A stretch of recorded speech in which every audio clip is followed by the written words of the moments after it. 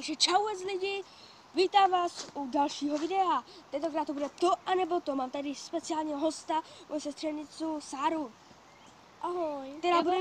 Která bude mít, no tak můžeš to říct. Já to teda vysvětlím, je to teda tak to nebo to a to znamená, že třeba nebe nebo peklo a my si třeba vybereme z toho jenom jednu věc, takže třeba Dominik si vybere peklo a já třeba nebe.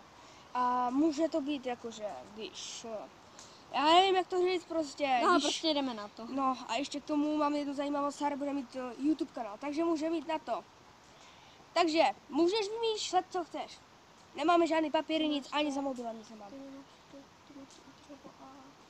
Dřevo nebo beton. Dávám dřevo, protože se z toho dělá dát. Ohej, stromy tady vidíte za náma. No, takže já teda taky dřevo. OK. Já mám teda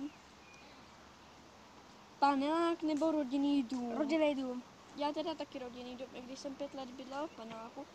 A teďka bydlím v rodinném domu, je to lepší, máte zahradu. Je to prostě OK, takže Dodge Viper nebo Porsche? Dodge Viper, víte jak vypadá, nádherný všechno. Porsche. Porsche rychlejší má radši, chápete. Takže, paní, Jaro nebo léto? leto, Taky léto. skákání do bazénu, chápete, ty staré dobré věci. I když v zimě sněží a takhle, je to sice taky sranda, ale není tak velká sranda jako v létě. Takže, tady kope do země, ty si nevšimnete. A prosím vás, teďka budu vymýšlet já. Co to bylo? No. Takže, vodka anebo rum. Vodka, mají totiž jeden youtuber Peťa. Games. Jo. A měli jsme, Mě je teda 11, nepila jsem ani jedno, Já taky. ale Já asi taky ta ne. vodka. Ale, takže, Teďka já, kámo. finální otázka.